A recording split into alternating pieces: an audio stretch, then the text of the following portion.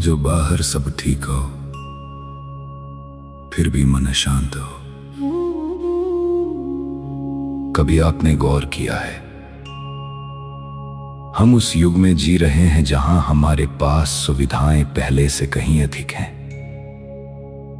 एक स्क्रीन पर दुनिया हमारे सामने है। एक संदेश कुछ सेकंड में हजारों किलोमीटर दूर पहुंच जाता है। मनोरंजन के अनगिनत साधन हैं। फिर भी मनुष्य के भीतर शांति कम क्यों होती जा रही है?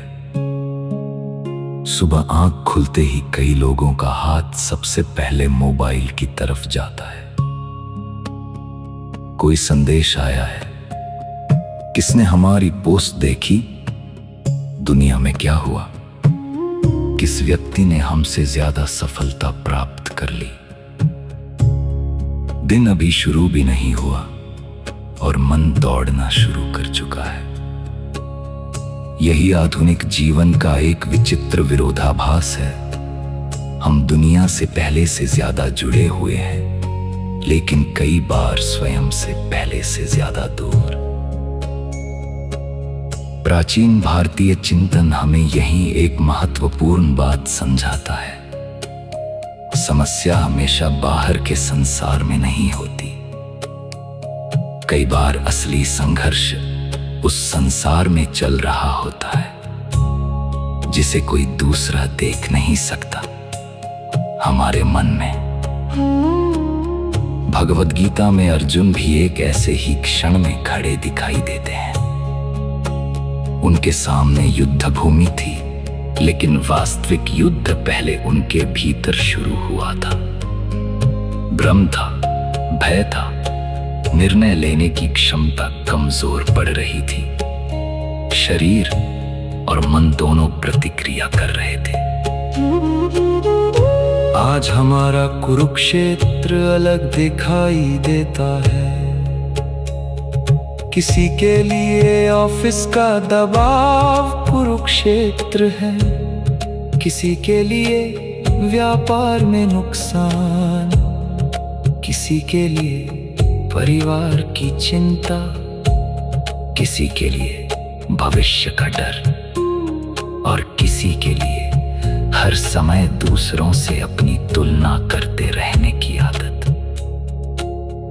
लेकिन प्रश्न आज भी वही है, जब परिस्थितियां हमारे नियंत्रण में ना हो, तब अपने मन को कैसे संभाले? गीता का एक मूल संदेश हमें कर्म और परिणाम के अंतर को समझाता है। हमारे हाथ में प्रयास है, हर परिणाम हमारे हाथ में नहीं। इसे आधुनिक जीवन में समझिए।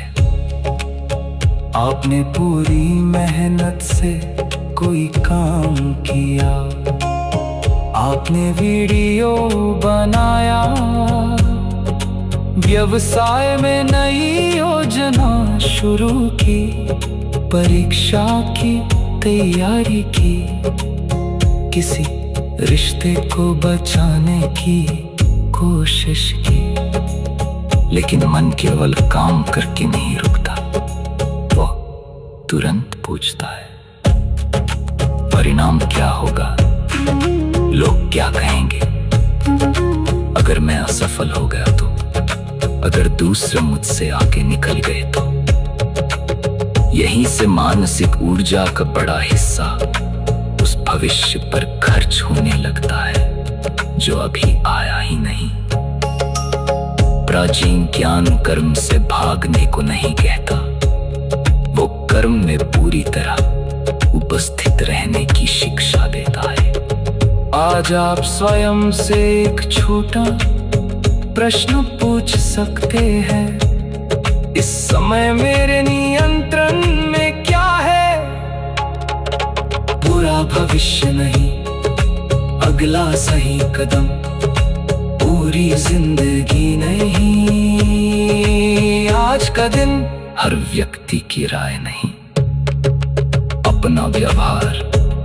जब मन बहुत अधिक उलझ जाए, अपने जीवन को अगले छोटे कदम तक सीमित कर दीजिए।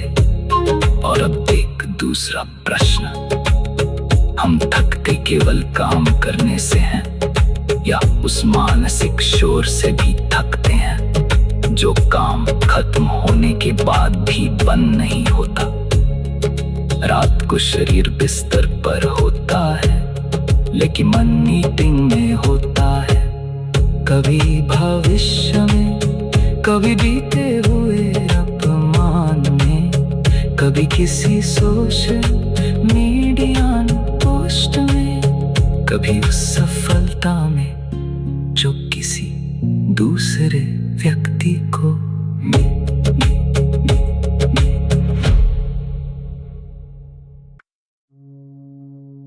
नियंत्रण वापस अपने भीतर लाना।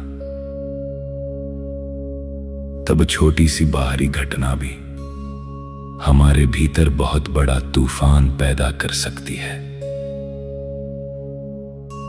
किसी ने तारीफ कर दी, मन ऊपर, किसी ने आलोचना कर दी, मन नीचे। वीडियो पर अच्छे व्यूज आए, खुशी नहीं आए, निराशा। व्यवसाय में अच्छा दिन गया, आत्मविश्वास। एक नुकसान हुआ, भविष्य पर संदेह। अगर हमारी मानसिक अवस्था हर बाहरी घटना के साथ ऊपर नीचे होती रहे तो शांति स्थायी कैसे होगी? भारतीय दर्शन में समत्व का विचार इसी जगह बहुत उपयोगी बनता है। समत्व का अर्थ भावनाहीन होना नहीं। इसका अर्थ है सफलता आए तो स्वयं को खो मत देना और कठिनाई आए तो स्वयं को समाप्त मत मान लेना। समुद्र की सतह पर लहरें उठती हैं, लेकिन समुद्र केवल उसकी सतह नहीं है। हमारे जीवन की घटनाएं भी लहरों की तरह है। कुछ सुखद, कुछ दुखद, कुछ हमारे पक्ष में, कुछ बिल्कुल विपरीत। अगर हम स्वयं को हर लहर समझ लेंगे तो हर परिवर्तन हमें बदल देगा। लेकिन अगर भीतर कोई स्थिर आधार विकसित हो जाए तब परिस्थितियां कठिन होते हुए भी हमें पूरी तरह तोड़ नहीं पाती। आधुनिक जीवन में इसका पहला अभ्यास है प्रतिक्रिया देने से पहले अंतराल। कोई आपको ऐसा संदेश भेजता है जिससे गुस्सा आता है, तुरंत उत्तर मत दीजिए। 3 गहरी सांसें, अपने शरीर को महसूस कीजिए, फिर पूछिए, जो मैं अभी लिखने वाला हूं, क्या मैं यही बात 10 मिनट बाद भी लिखना चाहूंगा? ये छोटा सा विराम कई रिश्ते बचा सकता है। इसी प्रकार जब कोई बड़ी समस्या सामने आए, समस्या और अपनी कल्पना को अलग कीजिए। कागज पर 2 कॉलम बनाइए। पहला, वास्तविक स्थिति। दूसरा, मेरा डर क्या कह रहा है। मान लीजिए व्यवसाय में बिक्री कम हुई। वास्तविक स्थिति, इस महीने बिक्री पिछले महीने से कम है। मन की कहानी, अब व्यवसाय खत्म हो जाएगा, मैं असफल हो जाऊंगा, आगे कुछ नहीं होगा। दोनों एक चीज नहीं है। मन कई बार एक घटना से पूरा भविष्य बना देता है। उपनिषदों और ध्यान परंपराओं से जुड़ी एक बड़ी समझ है, स्वयं को केवल बदलती हुई मानसिक अवस्थाओं तक सीमित मत समझो। आपका मन उदास हो सकता है, लेकिन मैं उदासी हूं और मेरे भीतर भी उदासी है। इन दोनों वाक्यों में बहुत अंतर है। पहला आपको भावना के भीतर कैद करता है, दूसरा याद दिलाता है कि भावना आई है और वो जा भी सकती है। अब डिजिटल बर्नआउट की बात करें, कई लोग आराम करने के लिए भी स्क्रीन देखते हैं। काम स्क्रीन पर, ब्रेक स्क्रीन पर, मनोरंजन स्क्रीन पर, सोने से पहले स्क्रीन, जागते ही स्क्रीन। शरीर एक जगह बैठा है, लेकिन मस्तिष्क हर मिनट नए दृश्य, नए संदेश, नई सूचना और नई भावनात्मक उत्तेजना ग्रहण कर रहा है। फिर हम पूछते हैं, मन शांत क्यों नहीं होता? शांति केवल मेडिटेशन ऐप डाउनलोड करने से नहीं आएगी। कभी कभी शांति के लिए कुछ चीजों को बंद भी करना पड़ेगा।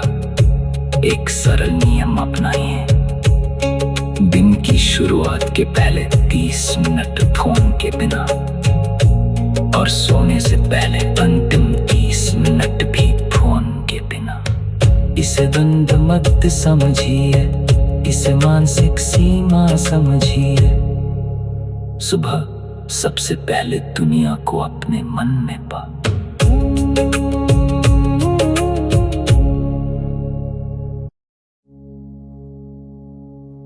मुश्किलों का सामना करने की क्षमता। जब हमारे पूरे प्रयास के बावजूद परिस्थितियां हमारे अनुसार चलने से इनकार कर देती हैं, यही वो क्षण है जहां रेसिलियंस, विपरीत परिस्थितियों से वापस उठने की क्षमता, जीवन की सबसे महत्वपूर्ण शक्तियों में से एक बन जाती है। भारतीय ग्रंथ जीवन को केवल सुख प्राप्त करने की यात्रा के रूप में नहीं देखते। परिवर्तन निश्चित है,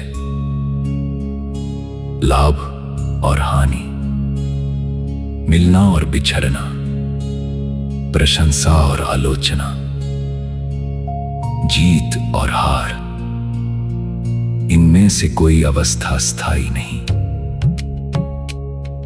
ये बात सुनने में सरल है, लेकिन अगर इसे भीतर स्वीकार कर लिया जाए तो कठिन समय का अर्थ बदलने लगता है। मान लीजिए आपने वर्षों तक किसी लक्ष्य के लिए काम किया और असफल हो गए। पहली प्रतिक्रिया स्वाभाविक है, दुख। उसे दबाना नहीं है। लेकिन दुख के बाद दूसरा प्रश्न बहुत महत्वपूर्ण है। ये घटना मुझे क्या सिखा सकती है?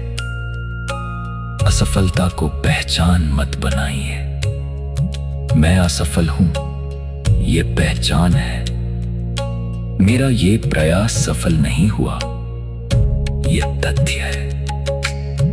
दोनों में जमीन आसमान का अंतर है। एक आपके पूरे अस्तित्व पर निर्णय देता है, दूसरा केवल एक घटना का वर्णन करता है। यही मानसिक भाषा रेसिलियंस बनाती है। जब कठिनाई आए तो 3 चरण याद रखें: स्वीकार, विवेक, कर्म।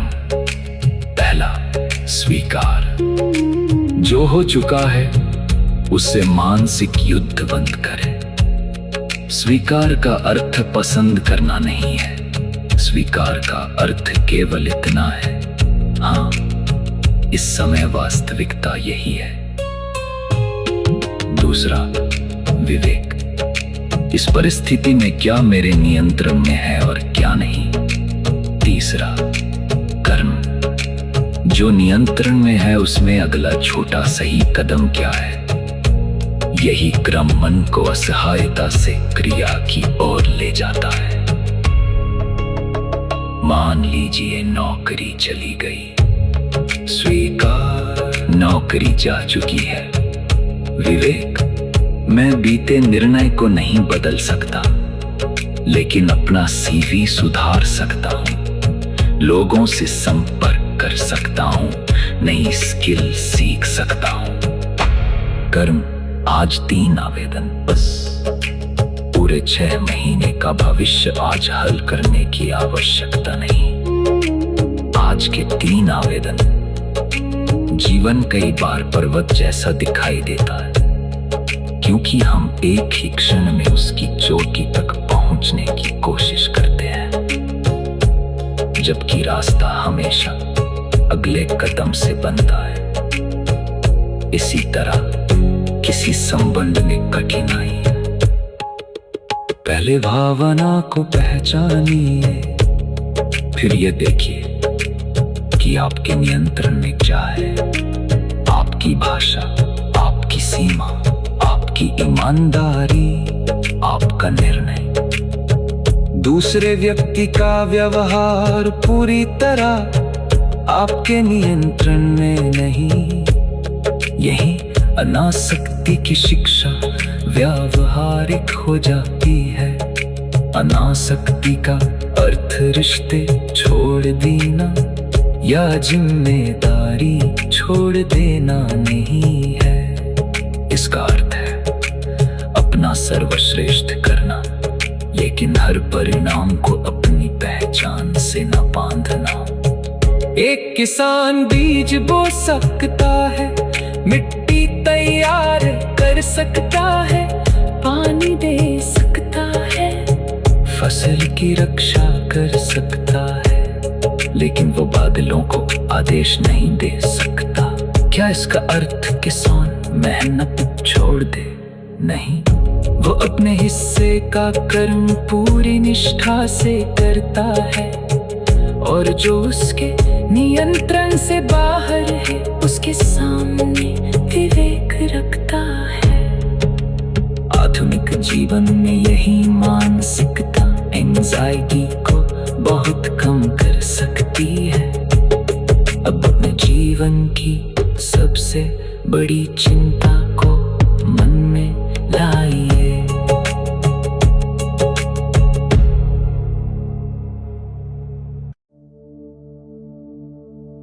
रोजमर्रा में आंतरिक शांति का अभ्यास, जिन्हें हम अपने सामान्य जीवन का हिस्सा बना सकते हैं। अब तक की पूरी बात को किसी दर्शन की तरह नहीं, एक दैनिक जीवन पद्धति की तरह समझते हैं। कल सुबह से केवल 5 अभ्यास शुरू कीजिए। पहला अभ्यास, सुबह का मौन। आंख खुलने के बाद कम से कम 20 से 30 मिनट तक फोन मत उठाइए। पहले अपने मन को स्वयं तय करने दीजिए कि आपका दिन किस भाव से शुरू होगा। दूसरा अभ्यास, 3 सचेत सांसें। दिन में जब भी तनाव बढ़े, कोई बड़ा उत्तर देने या निर्णय लेने से पहले 3 धीमी सांसें। सांस भीतर, हल्का विराम और धीरे बाहर। इन 3 सांसों में समस्या गायब नहीं होगी, लेकिन समस्या का सामना करने वाला मन बदल सकता है। तीसरा अभ्यास, नियंत्रण की सूची। जब चिंता बहुत ज्यादा हो, एक कागज लीजिए, लिखिए, मेरे नियंत्रण में, मेरे नियंत्रण से बाहर। पहले कॉलम पर कर्म कीजिए, दूसरे कॉलम को बार बार मानसिक रूप से हल करने की कोशिश मत कीजिए। चौथा अभ्यास, प्रतिदिन 10 मिनट डिजिटल साइलेंस। न फोन, न टीवी, न संगीत, न कोई सूचना, बस आप और आपका वर्तमान क्षण। और 5वां अभ्यास, रात का मानसिक विसर्जन। सोने से पहले 3 बातें लिखें। आज किस बात के लिए कृतज्ञ हूं? आज मैंने क्या सीखा? और आज की कौन सी चिंता मैं यहीं छोड़ रहा हूं? ये 5 अभ्यास बहुत साधारण दिखाई देते हैं, लेकिन जीवन में बड़े परिवर्तन कई बार असाधारण विचारों से नहीं, साधारण अभ्यासों की निरंतरता से आते हैं। अब गीता की उस मूल भावना पर वापस आइए जिससे हमने शुरुआत की थी। कर्म आपके हाथ में है, हर परिणाम नहीं। इसका अर्थ जीवन के प्रति उदासीन होना नहीं, बल्कि ठीक उल्टा। जब परिणाम का अत्यधिक भय कम होता है, तब व्यक्ति अपने कर्म में अधिक उपस्थित हो सकता है। आप काम करें पूरी निष्ठा से, प्यार करें पूरी सच्चाई से, सीखें पूरी जिज्ञासा से, प्रयास करें पूरी शक्ति से। लेकिन अपनी पूरी पहचान किसी एक परिणाम पर मत रखिए। आपका एक असफल व्यवसाय आप नहीं है। आपकी एक असफल परीक्षा आप नहीं है। एक टूटता हुआ रिश्ता आपकी पूरी पहचान नहीं है। एक कठिन वर्ष आपकी पूरी जिंदगी नहीं है। और सोशल मीडिया पर किसी दूसरे व्यक्ति की सफलता आपकी असफलता का प्रमाण नहीं है। जीवन लंबा है, ऋतुएं बदलती हैं, मन बदलता है, परिस्थितियां बदलती हैं, और मनुष्य भी बदल सकता है।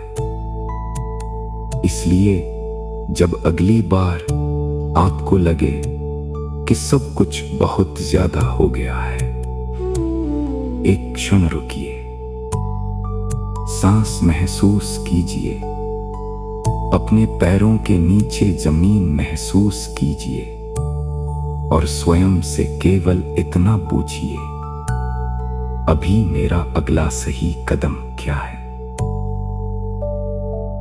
हो सकता है वह किसी को फोन करना हो सकता है काम बंद करके सोना हो सकता है माफी मांगना हो सकता है एक नया आवेदन भेजना हो सकता है डॉक्टर, काउंसलर या किसी भरोसेमंद व्यक्ति से सहायता लेना हो। और हो सकता है उस क्षण आपका अगला सही कदम केवल 5 मिनट शांत बैठना हो। आपको आज पूरी जिंदगी हल नहीं करनी, केवल अगला सही कदम उठाना है, फिर अगला, फिर अगला। यही छोटे कदम धीरे धीरे जीवन का मार्ग बनाते हैं। प्राचीन भारतीय ज्ञान की सुंदरता शायद इसी में है कि वो हमें दुनिया छोड़कर शांति खोजने के लिए मजबूर नहीं करता। वह हमें अपने कर्म, संबंधों, संघर्षों और जिम्मेदारियों के बीच रहते हुए भीतर एक स्थिर स्थान खोजने की दिशा दिखाता है। एक ऐसा स्थान जहां बाहरी दुनिया की आवाजें पहुंच तो सकती हैं, लेकिन हर बार आपको अपने साथ बहाकर नहीं ले जाती।